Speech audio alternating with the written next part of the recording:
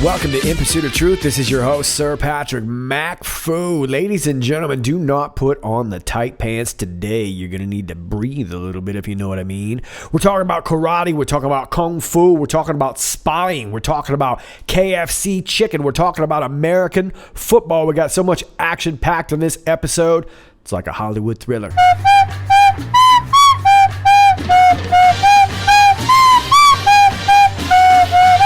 It's intriguing. John, you ready to get down or what? Yeah. Nice. Let's do it. We got one Q post. 41 minutes after the hour of 11, we get post 3331. Q gives us this YouTube link right here to the Karate Kid. Yeah, it's a nice little scene from the Karate Kid, and we're going to break it down a little bit. So let's do it.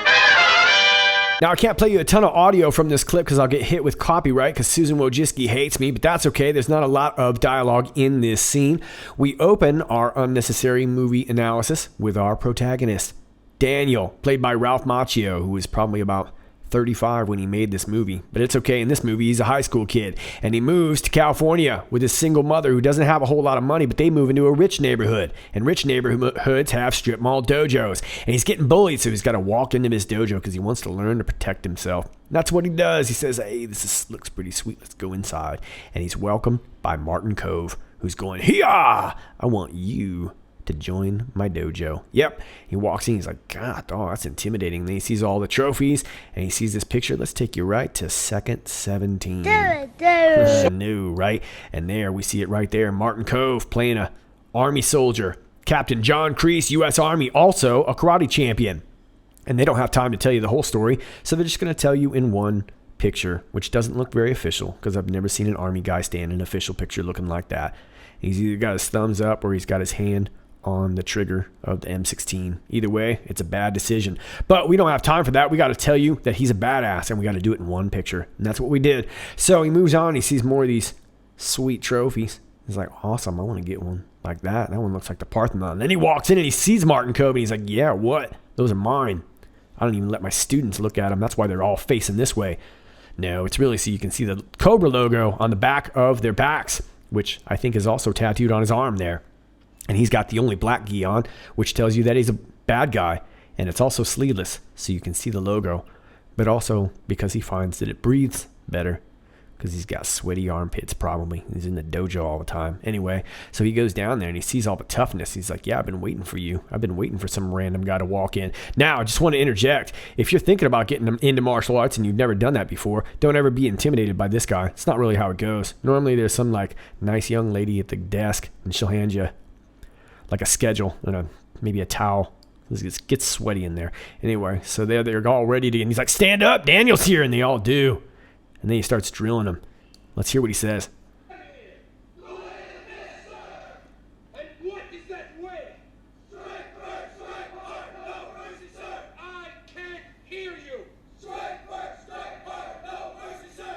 All right, so strike first, strike hard, no mercy, sir. This is not your typical strip mall dojo. This guy means business. He was a captain.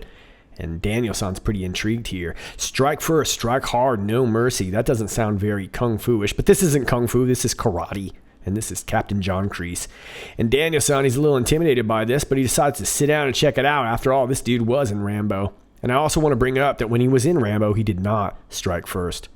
Because they drew first blood. It's over! It's true. Look it up. Anyway, all the students bow, and we see our head student right here. And this is the turning point of our story. Because this guy's not just the head student. No, he's also the bully of our protagonist, Daniel-san. Irony. Anyway, they lock eyes from across the room, and he cracks him a little smile, as if to say, I'm happy to see you. And Daniel gazes at him longingly also. And if there were different music over this, you'd probably think it was a different kind of movie, but I'm just kidding. This is Karate Kid. He's like, no, that's lame. I can't study here because that dude's the bully. I can't learn how to not get bullied by the bully. That would be ironic. And the movie would suck. I'm getting out of here. You guys don't even have towels anyway. So he leaves because this is not a place of honor. And he goes to learn to fight a real style like boxing or jiu-jitsu. Hiya! No, I'm just kidding. He teams up with Pat Morita, who does teach him karate by teaching him how to wax his car. Yep. And then he ends up beating up the bully at the end of the movie. But along the way, hijinks ensue, and we learn a little bit about ourselves, unlike this movie analysis.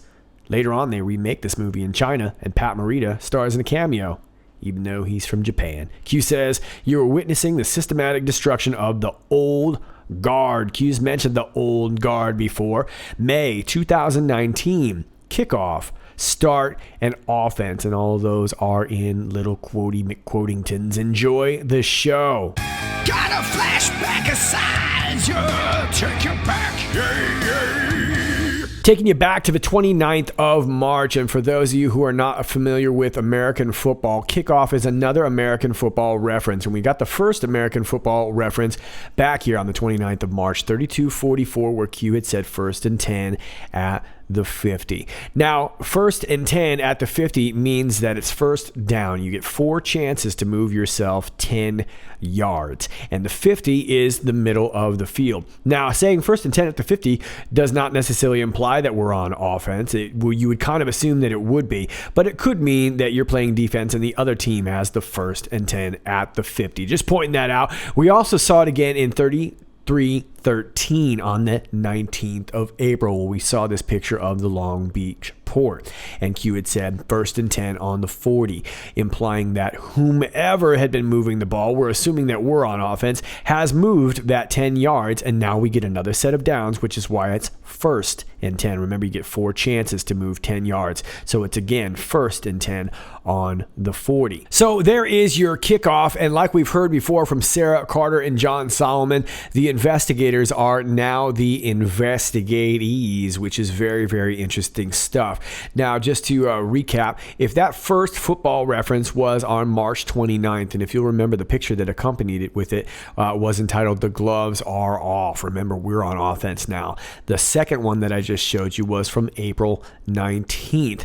Would that mean that maybe we're going to see something on May 9th, 2019? Will that be an official kickoff? Not really sure. We've got a lot of things coming in. We've still got these Comey memos.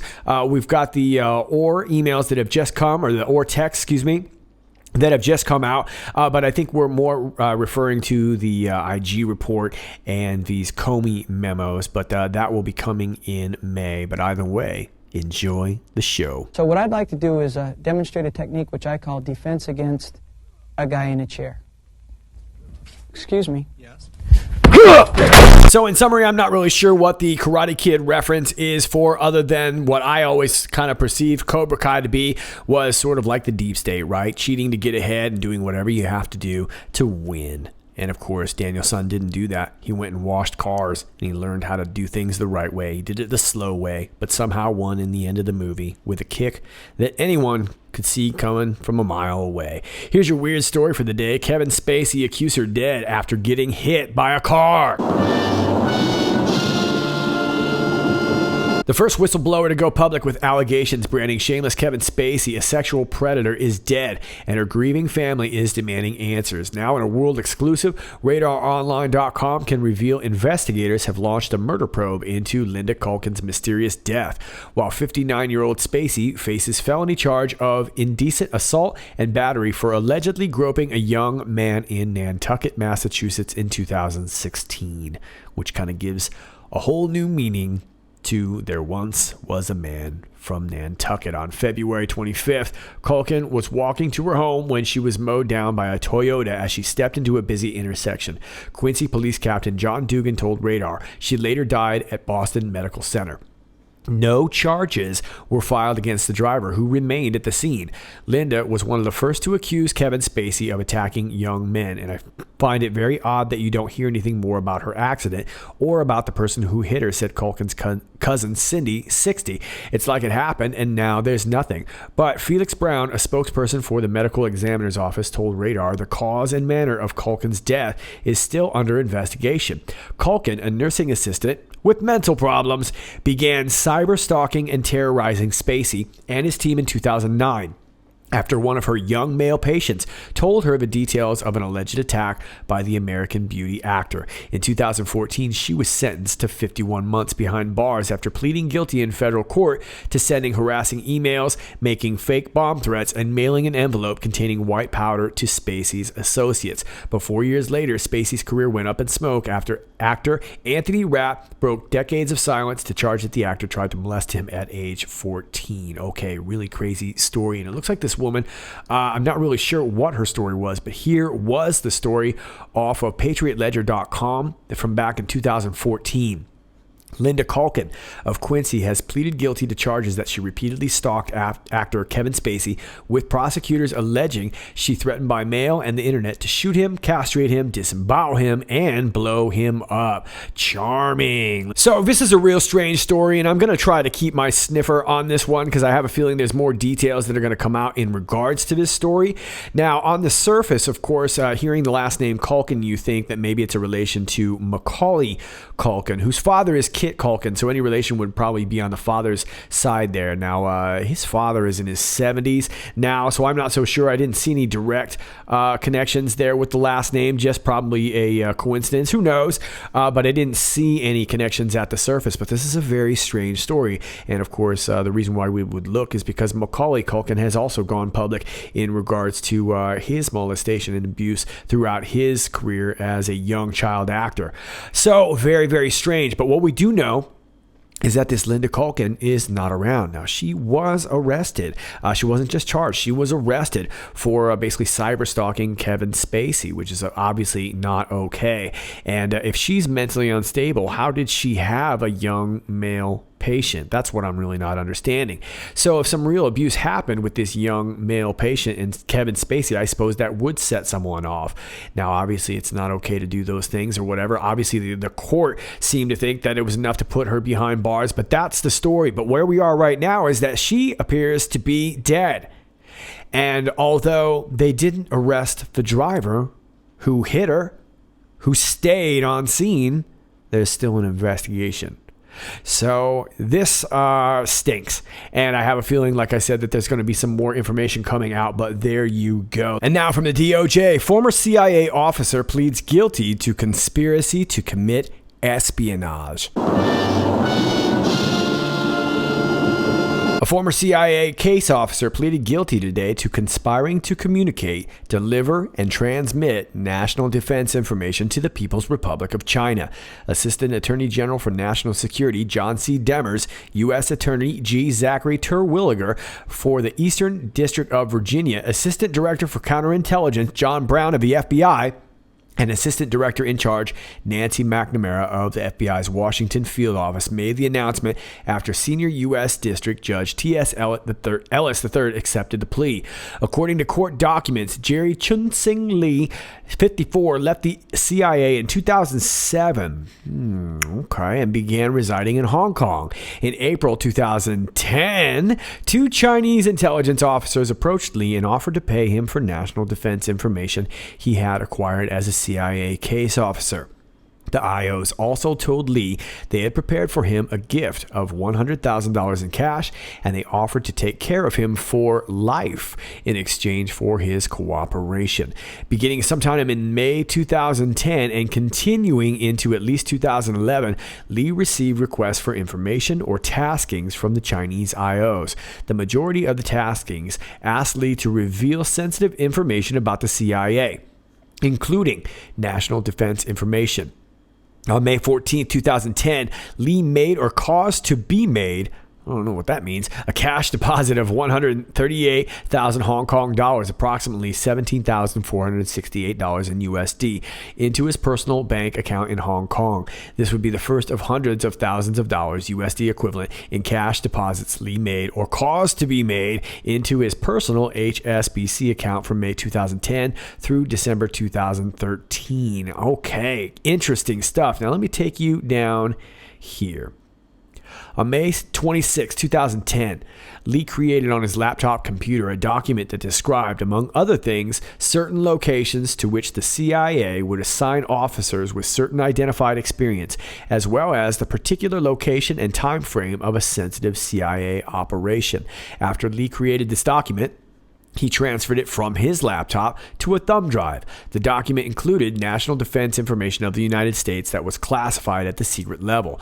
In August 2012, the FBI conducted a court-authorized search of a hotel room in Honolulu, Hawaii, registered in Lee's name. The search revealed that Lee possessed the thumb drive within his personal luggage. The FBI forensically imaged the thumb drive and later located the document in the unallocated space of the thumb drive, meaning that it had been deleted. The search also revealed that Lee possessed a day planner and an address book that contained handwritten notes made by Lee that related to his work as a CIA case officer prior to 2004. These notes included, among other things, intelligence provided by CIA assets, true names of assets, operational meeting locations, and phone numbers, and information about covert facilities.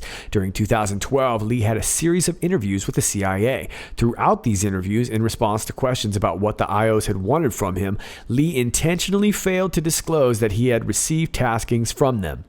In May 2013, the FBI conducted 3 interviews with Lee. During one of those interviews, Lee admitted that he had received taskings, but stated that he had not kept the written request because they would tend to incriminate him. The FBI interviewers also confronted Lee with the sensitive document discovered on the thumb drive. Lee falsely denied that he possessed it, claimed not to know who created it, and denied knowing why it would have been on his computer. He also denied deleting the document. Approximately 1 week later, in another FBI interview, Lee admitted that he created the document in response to 2 taskings from the IOs and transferred it to a thumb drive. He also said he thought about giving it to the IOs, but never did. In a January 2018 interview with the FBI, Lee falsely denied that he ever kept any work-related notes at home.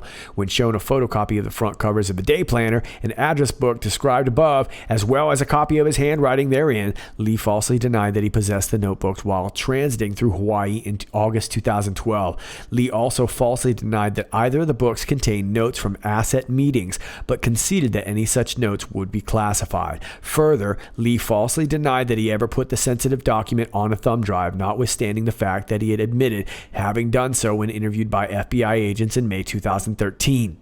Finally, Lee also falsely told the interviewing agents that in drafting this document, he was writing down things more like a diary thing, notwithstanding the fact that in May 2013, he had told FBI agents that he had created the document in response to 2 taskings from the Chinese IOs.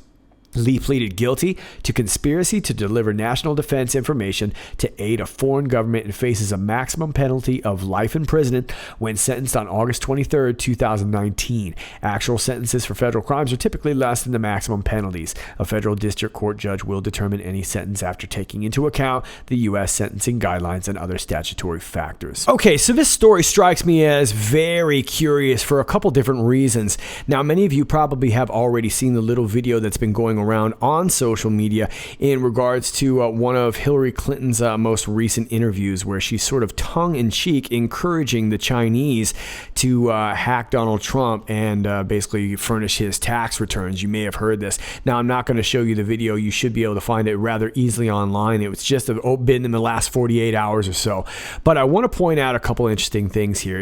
In particular, this U.S. Attorney G. Zachary Terwilliger is from the Eastern District of Virginia. Now, I want to take you back to this article from Patriot News. And this article was published on August 28, 2018, but I'm going to take you down here.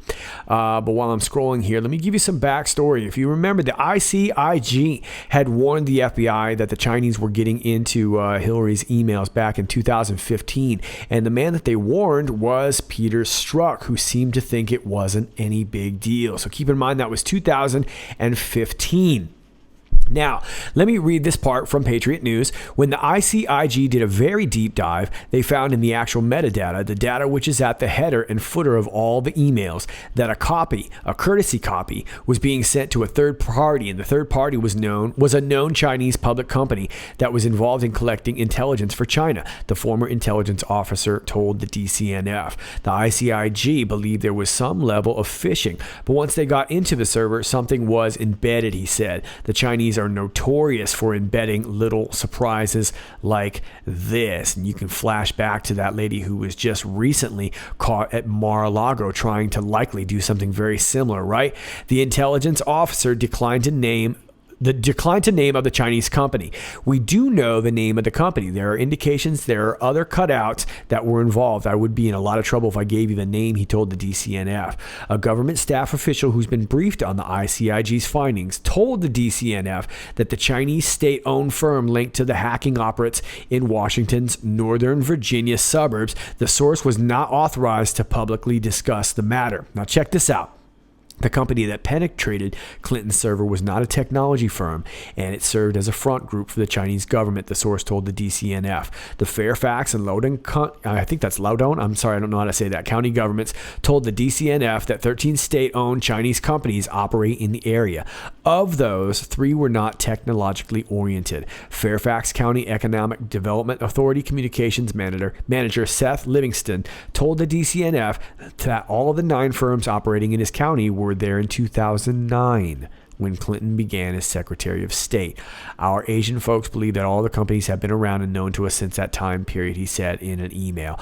Okay, so basically what I'm getting at here is that it looks like this has been going on since well before 2015. It was only in 2015 that they decided to go ahead and warn the FBI. And of course, not much was done by Peter Strzok back then. But then, of course, Peter Strzok became the guy that was on the case of the emails. So this story has Hillary Clinton's name all over it, and it would not surprise me if that was at least one of the reasons why she's popping off about China, especially right now. After all, she hasn't spoken much about China. She's been trying to talk about Russia, but nobody wants to talk about that anymore. So it looks like Hillary Clinton's running out of things to talk about. Let me leave you with this SCarticle here from Sarah Carter. Representative Steve Cohen calls AG Barr chicken while eating KFC.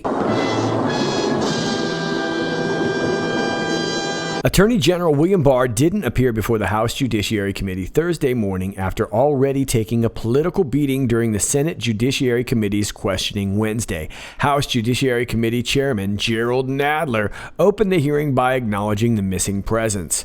Given the Attorney General's lack of candor before other congressional committees, I believe my colleagues and I were right to insist on the idea of extended questioning, said Nadler. Nadler's sentiments were echoed by other committee members following the brief hearing, like Steve Cohen, who says this right here. Let's just get right to the video. I cut you a little bit in the middle of this video here, so check it out. Not America. The president is not above the law, and if the president thinks that the special counsel's investigation is a witch hunt, he cannot stop it. Even though he did. But our attorney general thinks so.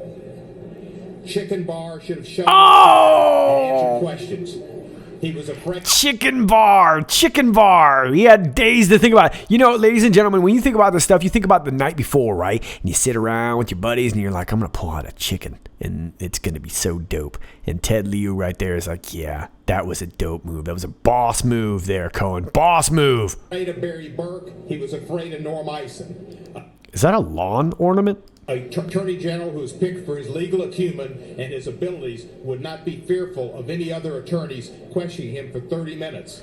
Now he's going to give you a Johnny Cochranism. Here, check it out. This man was picked to be Roy Cohn and to be Donald Trump's fixer. The Black Sox look clean compared to this team. It's a sad day in America. The Black Sox look clean compared to this team, of course, referring to the old baseball Black Sox scandal. Well done, Cohen. Well played. You're not unhinged at all. Not at all. All right, kids, that's all I got for you as of now. As always, if you like this video, please click like, share, and subscribe. Thanks to all of you who do that already. I really appreciate all your help, especially considering all the shadow banning that's going on these days. If you're new to my channel, please keep in mind that from time to time you're going to get unclicked, unnotified, and unsubscribed. And some of you who don't listen to the end of my videos are going to be emailing me asking what I can do about it. But I'm not tech support and I can't do anything about it. I just make videos and hope that they get to you. But what you can do about it is just keep checking back, please. Please click yourself, resubscribe yourself, re-notify yourself. It's just going to happen. It's just something that happens to all of us nowadays. No big deal. All right. All my alternate links are down below. My Gab, my BitChute, my Real.video, which is now Brighteon.com, which should hopefully be coming back up very soon. They have sent out a couple public notices. We shall see. But for now, I still believe it might be down.